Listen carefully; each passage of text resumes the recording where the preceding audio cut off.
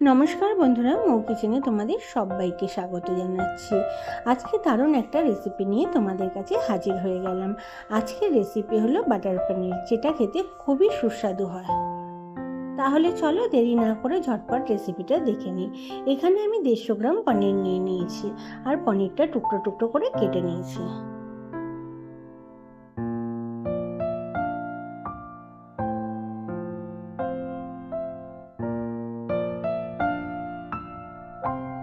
এবারে রান্নাটির জন্য কড়াইতে দিয়ে দিচ্ছি পর্যাপ্ত পরিমাণে সাদা তেল। তোমরা চাইলে অবশ্যই সাদা তেলের পরিবর্তে সর্ষের তেল ব্যবহার করতে পারো। তারপরে দিয়ে দিচ্ছি একটা বড় সাইজের পেঁয়াজ কুচি। এবারে দিয়ে দিচ্ছি 3টে কাঁচা লঙ্কা আর 3 কোয়া রসুন, আর দিয়ে দিচ্ছি একটা টমেটো কুচি আর সামান্য লবণ দিয়ে এগুলো সমস্ত কিছু ভালো করে ভেজে নেব।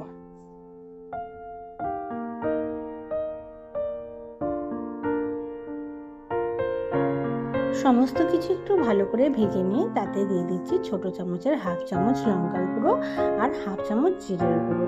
এবার দিয়ে দেব আমি এখানে চালমগজ আর কাজু বাদাম।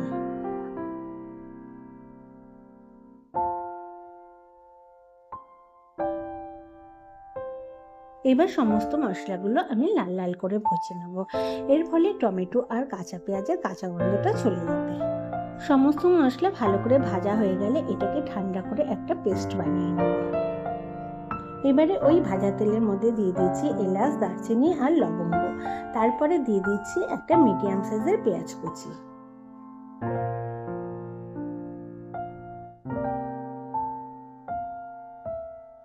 এবার পেঁয়াজ কুচিটা হালকা লাল লাল করে ভেজে নিয়ে তাতে দিয়ে দেবো আগে থেকে যেই পেস্টটি আমি বানিয়ে রেখেছি সেই পেস্টটি।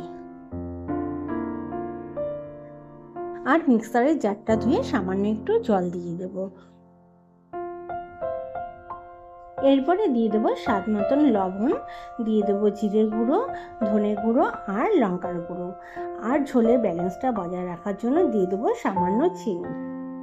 এছাড়াও মশলা কষানোর সময় যদি আমরা সামান্য একটু চিনি দিই তাহলে গ্রেভির কালারটা কিন্তু ভীষণই ভালো আসে। এরপরে দিয়ে দিচ্ছি ঝোলের জন্য খুব সামান্য পরিমাণে জল। যেহেতু আমি এটা একটু মাখা মাখা করবো তাই খুব বেশি জল দিলাম না। মশলাটা আমি খুব ভালোভাবে কষিয়ে নিয়েছি আর সামান্য জল দিয়েছি। এবার দেখো আমার এটা শুকাতে বেশি টাইম লাগবে না, কি সুন্দর দেখো মশলা থেকে তেল বেরিয়ে এসছে, তার মানে মশলাটা আমার খুব ভালোভাবে কষে গেছে। এরপর দিয়ে দেবো ওপর থেকে পনিরের টুকরোগুলো। পনিরগুলো দিয়ে খুব হালকা হাতে মশলার সঙ্গে আমি ভালোভাবে মিশিয়ে নেব। হাতের তালুতে একটু কাসুরি মেথি ভালো করে ডলে ওই গ্রেভির মধ্যে দিয়ে দেবে, এতে গ্রেভির টেস্টটা কিন্তু ভীষণই ভালো আসবে। এবার দিয়ে দিচ্ছি গরম মশলা। আমার রান্নাটা কিন্তু মোটামুটি হয়ে এসেছে। এবার যেহেতু বাটার পনির, আমি বাটারটা ওপর থেকে দেব। ওপর থেকে বাটারটা দিলে পনিরের গ্রেভির গরমে আস্তে আস্তে বাটারটা মেল্ট হয়ে আসবে আর টেস্টটা ভীষণই ভালো আসবে।